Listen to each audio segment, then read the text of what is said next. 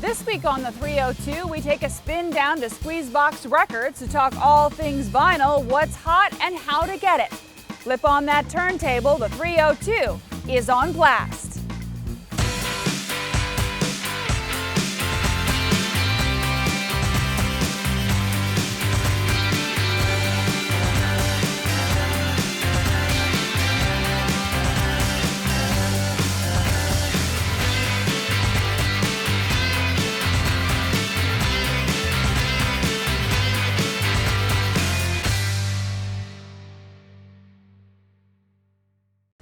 Hey, 302 record stores have become the modern-day mecca for audiophiles everywhere fascinated with recorded music.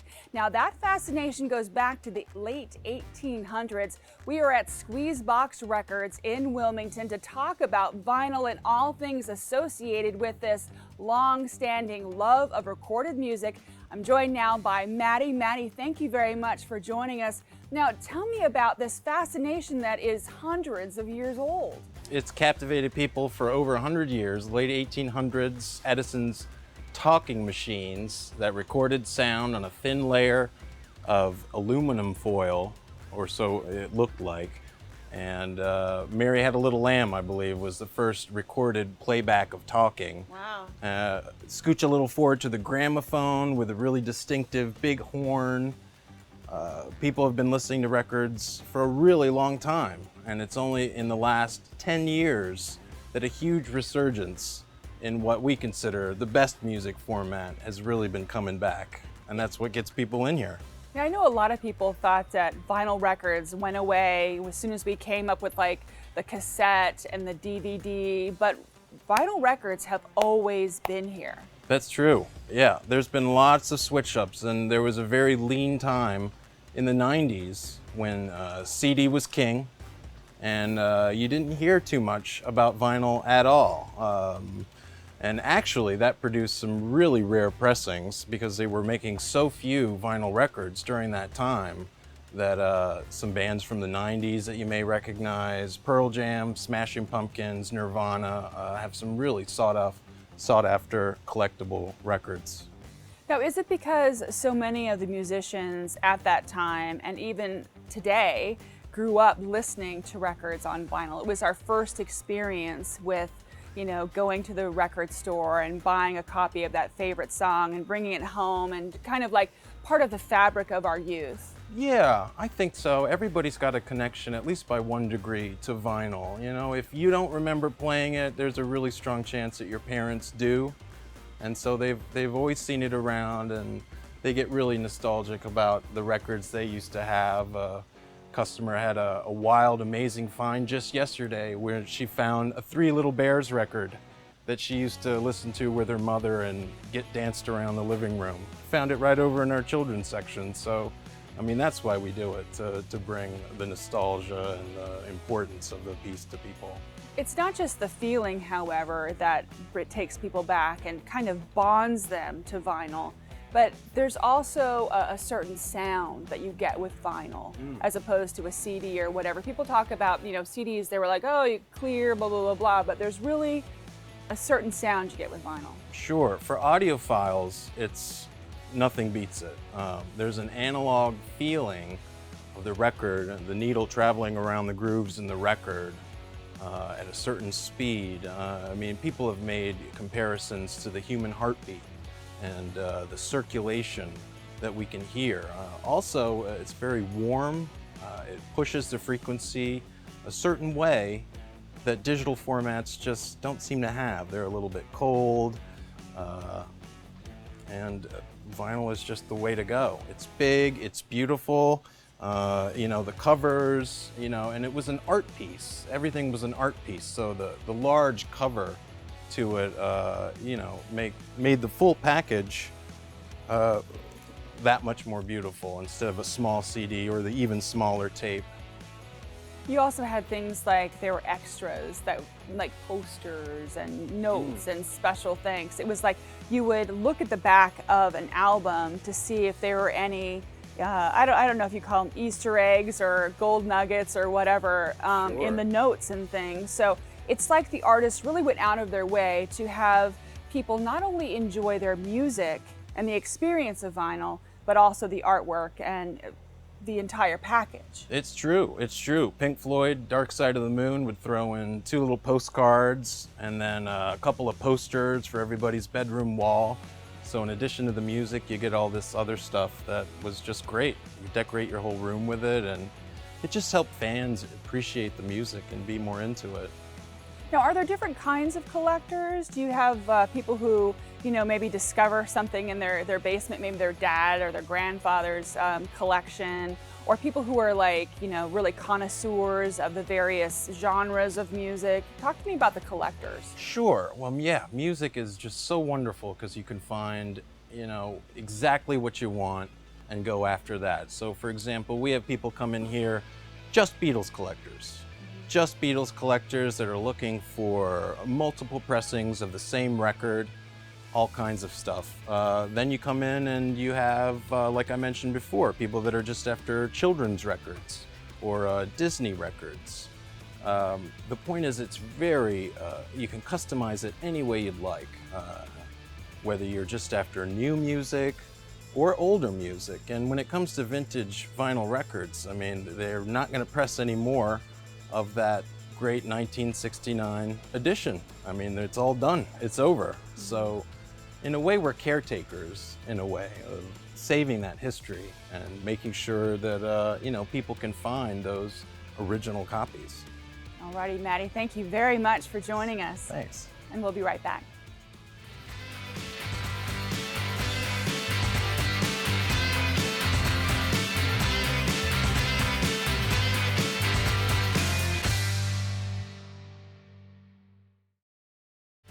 Hi, this is Heather Campbell Coyle, and you are watching The 302.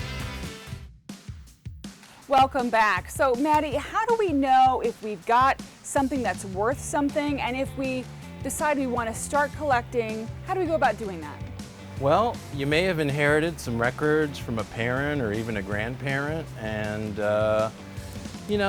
music loving is all a matter of taste. And everybody's familiar with Led Zeppelin, and the original copies of that record are, they've already pressed them. There's not going to be any more, and you can get a reissue. So for music lovers, that'll be fine. But in the collectibles market, you want the original. So we've got this one, and there's another Led Zeppelin. Everything from 1969 is vintage this year, and so there's a lot of really amazing music and albums that are joining the club. Mm-hmm. You've seen the 2 Led Zeppelin records, the Beatles' Abbey Road. They just celebrated the anniversary of this picture. Yep, they're going to do an amazing package for that. Great Neil Young record with Crazy Horse, the infamous MC5. Now this was unique. Why? This was a case of censorship by the label. They took some expletives off of the record after the first run. So that actually creates a boon for collectors where you can get the uncensored and censored version without the words. Of course, the uncensored version is being more worth valuable. A little bit more. And these records only go up in value because they're not making, as you said, they're not making them anymore, right? That's true. So desirable titles from Pink Floyd, Led Zeppelin, and the Beatles are a solid investment as long as you can, keep them in good condition. So how do you know if a record is in good condition? Well, a record is pressed onto vinylite, and what you'd be looking for are any evidence of small hairlines, dirt. What you want the record to look like is glossy. You want it to have an original luster where you can almost see yourself like a mirror. Mm-hmm. And of course, the ultimate test is through playback. You do want to give it a spin on the record player, and if you're hearing crack, pops, then less surface noise is better. And you have to be careful about the way you handle them when you take them out to inspect them. Mm-hmm. That's true. What you want to do is just hold on to the sides. All right. You don't want to be putting your fingers on the grooves themselves, because just the oil from our fingers can affect the vinyl. And lifting the record up off of the platters and flipping them around. Of course, you never want to break it, although vinyl is quote-unquote unbreakable. We find lots of shattered and cracked pieces of vinyl that were unloved. Yeah. Now, I know that one version of vinyl had an unusual coating. Some people might say gross coating. Right, yeah. And the old shellac 78s were used for playback in the old days of the gramophone, and it was usually one track, and it was actually made from the ground up beetle from Asia, shellac, and they break like a plate when you drop them. So eventually that was phased out when the more durable vinyl came into play in the 30s. So you got to be super careful if you happen to have one of those. Show us a couple more that, maybe we'll, oh my goodness, I've got this in my collection. Sure, okay. Also from 1969 is Frank Zample's Uncle Meat. Very, very popular. Pink Floyd's Umaguma. All of these are newly vintage. Tim Buckley's Happy Sad. Yeah, tell us about punk. You were talking about punk earlier. Sure, punk doesn't meet the requirements for being 50 years old, not quite yet, but if you've got original pressings of punk records, well, they just simply didn't make that many, and they're hard to find, and the resurgence has been growing and growing since the early 90s with bands like Nirvana and Green Day, bringing the interest back to that type of music. And these are two very, very special pieces on loan, both first press of New Jersey's Misfits. Either one of these records will fetch over $1,000. Wow. Yeah, they're very, very rare. Now, is that the case with most records in this pile? What are we talking about? If they're in pristine condition, first press, highly sought after, I mean, what's the range? There are particulars involving every genre of music and every single piece. Now, in a case with something like the Beatles, they did make millions and millions of these, so you're not going to be too hard pressed to come across a copy of Abbey Road, and it should be, $20, $30, $40, depending on condition. These records were being flogged, in Times Square and along Greenwich Village, by 2 or 3 people, and were distributed in sort of a non-traditional manner. So, and they just simply didn't make that many of it. You've got, millions of Beatles records versus, just a few thousand Misfits records. So there just aren't too many out there. So when you walk in, you see the Great Wall. These are the showpieces of the shop, is that right? They definitely are. Tell us why. Well, they're rare. They are, old blues and jazz are coveted all over the world. People from England and Japan are going after old American soul and blues and great musical genres that they don't actually have in their country, and they're so sought after. So something like this Lightning Hopkins, which fetches $100 in America, could go for $300, $400 in Japan. I mean, conceivably. Some of the other really rare that are ultra vintage, they're much older than 50 years. Smoky Smothers, Lightning Slims. I mean, these are certainly the top tier of record collections on loan as well. And so let's talk a little bit about the bringing them in. What do we need to do to bring them in? I would say that anybody that's interested in starting to collect vinyl and they say, hey, I'm tired of CDs, or I'm tired of messing around with playlists on Spotify, go to flea markets and you'll be able to get a great collection at $1 a piece. Start there and try to find out what kind of music you like, and then come in and see us. We've got a selection of virtually everything here at Squeezebox, and we'll help you from there. Alrighty, thank you very much, Maddie, and we'll be right back.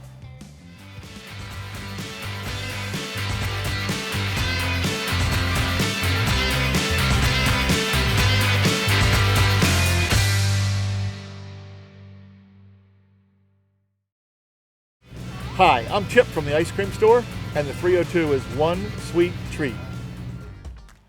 Welcome back. We are at Squeezebox Records talking about not only the collectible vinyl that you can come in, browse through, take home, and love for your very own, but also about the philanthropical aspect of the business. And I'm joined by the owner, Rich, to tell us about Vinyl Aid. What is Vinyl Aid? Hi, thanks for Hello. coming. Hello, 302. Nice to see you. Yeah, Vinyl Aid is something that Squeezebox, after being open for about a year, we decided that we needed to give back something to the local community for supporting us, you know, Squeezebox, the record industry in general. So we came up with a thing to give back a little bit, and we called it Vinyl Aid, which my wife came up with. I think was a fantastic word or header for what the idea of Vinyl Aid is. And Vinyl Aid, in and of itself, is just to give back for the the individuals that sometimes have problems getting enough food, enough nutrition, that kind of thing. So we do some shows, and we do a drive in the winter time. And what Vinyl Aid, so the program itself lends itself to, like, be able, any independent record shop can do it. And for the couple of weeks that we do in the winter time, from December 1st to the 14th, we do a food drive, and that's when we would like to get all of the independent record shops involved in this. And it's really not that much. You need a place you can put a barrel for people to put food in.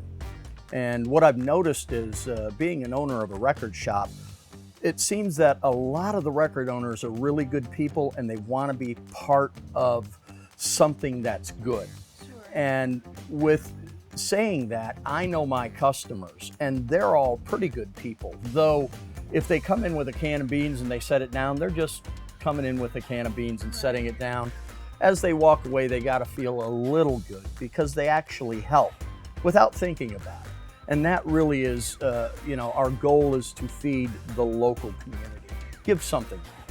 So basically, you put it out there and you ask folks to bring in non-perishables, and hopefully while they're here, maybe sample some of the music and I don't know, maybe share the feeling, share the love. It's like a cycle. It is. And the idea of Vinyl Aid is for people who listen to music. Now, certainly we're a record shop, and so that's like kind of where we look to get help, in the sense of bringing in food. So we'll do a show, and you pay $5, bring in a nutritious non-perishable, because there are non-perishables out there that just fill and don't cover the nutritional aspect of it. So we're really trying to dial in like that. Right. And if we can do that just a little bit, it makes my day. Well, we'll come and visit you in December when you're going through your Vinyl Aid push.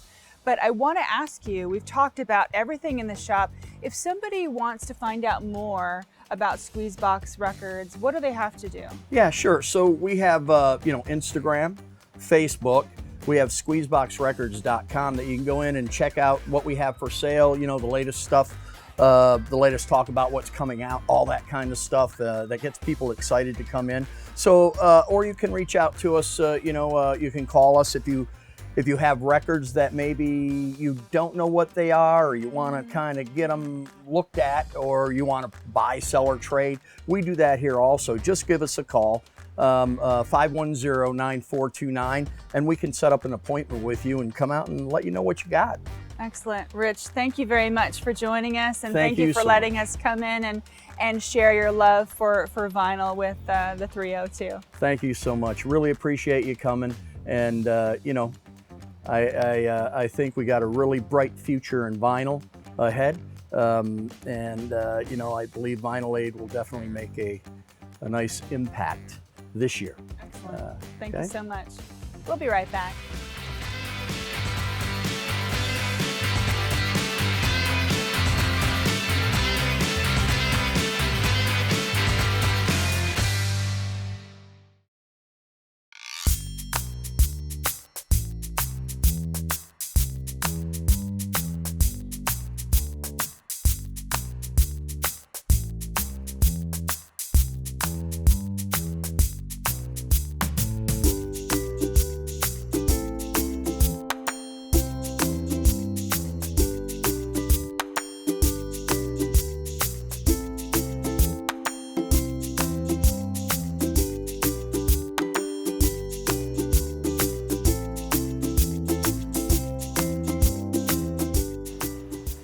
Squeezebox Records says they get new items all the time, so if you don't want to miss out, make sure you check back frequently or check out their website, squeezeboxrecords.com. We leave you now with a cruise down the record aisle. Until next time, I'm Jackie Ferris. We'll see you on the 302.